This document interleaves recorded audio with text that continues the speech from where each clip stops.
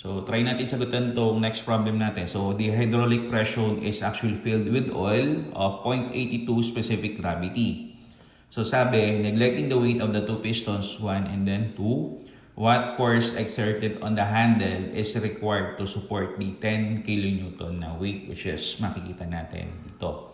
So, kung titignan natin yung corresponding configuration, meron tayo dito makikita at least 2 possible free body diagram. One is yung free body diagram involving pinaka-handle, and then the other one is yung pinaka-chamber, yung pinaka-liquid itself.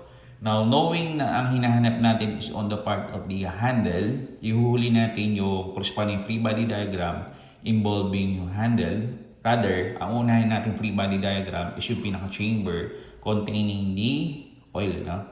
So, ang gawin natin dito is isolate natin yung oil portion. So, isolate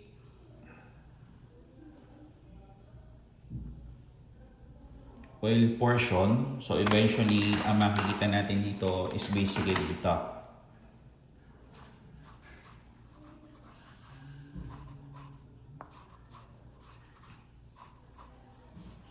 Now, kung papasin natin, yung level natin dito, sa level natin dito is basically the same. So kung nare-recall nyo sa principles of hydrostatic pressure, liquid pressure that is taken along the same horizontal plane is said to be the same or constant. So, base doon sa sinabi nating statement,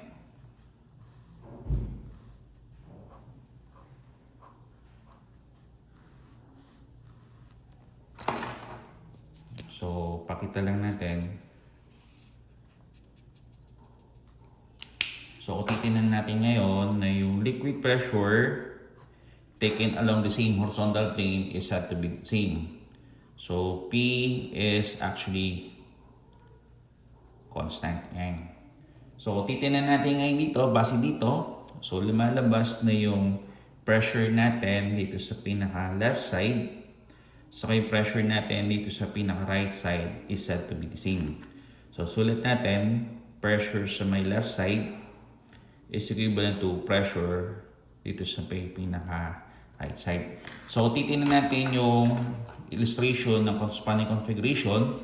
Kung i-resolve natin yung formula natin ng pressure dito, pwede natin siyang gamitan ng force all over area, or pwede natin siyang gamitan ng formula gamma height back. Now, since hindi naman given dito yung corresponding height, hindi natin pwedeng resolve yung formula natin by means of using gamma height. Rather, i-resolve natin yung formula nito using yung force all over area ng formula. So, lumalabas, you have here what? Force sa may left side, all over area sa may left side is equivalent to force doon sa may pinaka-right side, all over area doon sa pinaka-right side. So, tingnan natin yung corresponding configuration natin dito. So, lumalabas sa configuration natin, given yung corresponding diameters natin dito sa pinaka-left side, and then given din yung corresponding diameter natin dito sa may pinaka-right side. So, sabihin, mangyayari dito is i-resolve natin yung formula nito by means of using yung formula ng isang circle. So, you have here phi all over 4. Diameter sa left side is, ito naman sa kabilang side, phi all over 4. Diameter naman sa may pinaka-right side square. Now, since meron tayong phi all over 4 on both sides, magka-cancel out siya. So, in this case, ang matitira sa atin na formula is you have force doon sa may pinaka-left side all over diameter sa pinaka-left side square is equivalent to force doon sa may pinaka-right side natin all over diameter sa may pinaka-right side natin. So, ayan. Now, since kung titignan natin, ito all chamber portion natin sa itong part ng handle, ang common part sa kanila is ito, itong part ng pinaka-diameter sa pinaka-right. So, meaning, para magamit natin yung corresponding value, o para may magamit natin yung corresponding isolation natin on the part of the handle, ang hahanapin natin dito is yung tinutukoy nating force that is actually exerted dito sa may pinaka-right side. So, hanapin natin yung force that is actually exerted dito sa may pinaka-right side. So, in this case, force doon sa may pinaka-right side, therefore, is equivalent to force doon sa may pinaka-left side multiplied by diameter sa may pinaka-right side square all over diameter doon sa may pinaka-left side. So, diameter doon sa may pinaka-left side. So, square. Ayan. So, try natin solve yung corresponding value. So, lalabas sa kanya. Is ganito, no? So, yung force natin doon sa may pinaka-right side is equivalent to sa force located doon sa may pinaka-left side. So, tingnan natin. Lalabas na yung corresponding force natin dito. So, tingnan natin corresponding figure. So, meron tayo ditong load o yung force natin is which is equivalent to 10 kN. So, yung load natin dito is to act going down. So, in this case, meron tayo dito makikitang force. Ang force natin dito is you have 10 kN.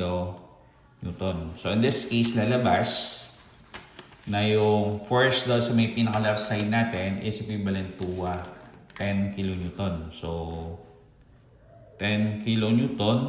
And then, diameter doon sa may right side. So, titingnan natin yung corresponding configuration. Ang figure natin dito, yung diameter natin is you have 25 square millimeter all over yung diameter natin doon sa may pinaka-left side. So, diameter naman natin doon sa may pinaka-left side, you have 75 millimeter. So, you have 75 square millimeter. So, in this case, magka-cancel out yung square millimeter at ang matitira dito is yung units of the kilonewton. So, tingnan natin. So, lalabas, you have 10 multiplied by 25 square divided by 75 square. So, lalabas sa kanya is you have 1.1111 kilonewton. So, yung force exerted doon sa may pinaka-right side natin is equivalent to a value of 1.1111 kilonewton. So, meron tayong ganitong force that is to be exerted dito, no? So, in this case, isolate naman natin yung pinaka-handle. So, gawa natin ng isolation, yung pinaka-handle. Isolate handle portion. Or essentially, ang gagawin natin dito is gagawin natin ng free body diagram yung pinaka-handle itself. So, ayan. So, ito siya.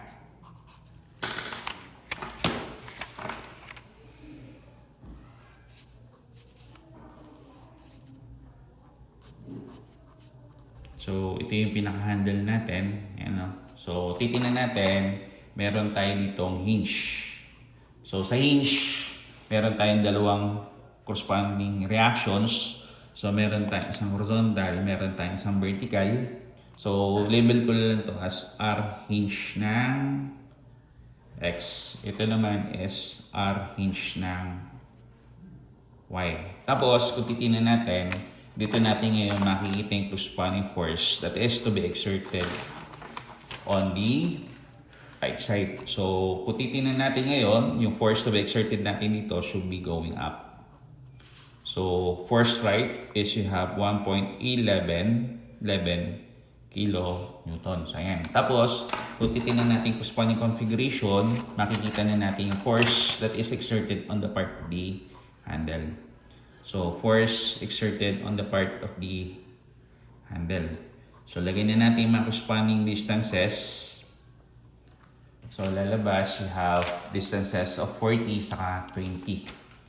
So, 40 centimeter and then you have 20 centimeters. Ayan. So, since ang goal natin dito is hanapin natin yung corresponding force that is exerted on the handle at wala naman tayong further use para dito sa mga corresponding reactions natin dito sa may hinge. Ang lalabas dito is, let us try to take moment summation on the part of the hinge itself. Ayan. All forces going the clockwise direction considered to be positive.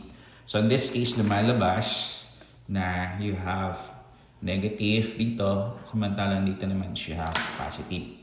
So, negative 1.1111 kilonewton. At ang perpendicular distance niya, magmula dito hanggang dito is you have 40 centimeters. Tapos, positive naman yung force exerted on the handle. Yan. Multiply ba ang total distance natin from this point up to this point, you have 40 plus you have 25 pala yan. So, correct lang natin na ito is hindi 20, rather you have 25 centimeters. Ayan. So, lalabas dito, you have 25 centimeters is equivalent to 0. So, therefore, yung force to be exerted on the handle is equivalent to, tabulate natin. So, you have here 1.11 yan, times 40 divided by, hindi pala 25. So, yung distance natin ng force ng handle, magmula dito sa pinaka-hinges of you have 40 plus you have 25. So, you have a total of 65 pala. So, yan. Correct lang natin siya. So, you have here 65 centimeters. Ayan. So, lalabas 1.1111 times you have 40 divided by 65. So, corresponding force natin dito is you have 0.68375. 0.68375 kilonewton, or yung corresponding force exerted on the handle expressed in terms of the number of newton is you have 683.75 newtons. So, ayan. So, yun yung purpose natin by means of using the handle. So, to minimize yung effort natin, so sabihin, from a force of 1.1111 kilonewton, then further moving to the right, lumalabas na yung force to be exerted on the handle dapat bumaba. So, from 1.1111 kilonewton, ang naging corresponding force exerted on the handle now becomes 683.75 newtons. So, ayan. So, ito yung solution natin for this particular configuration. Yan.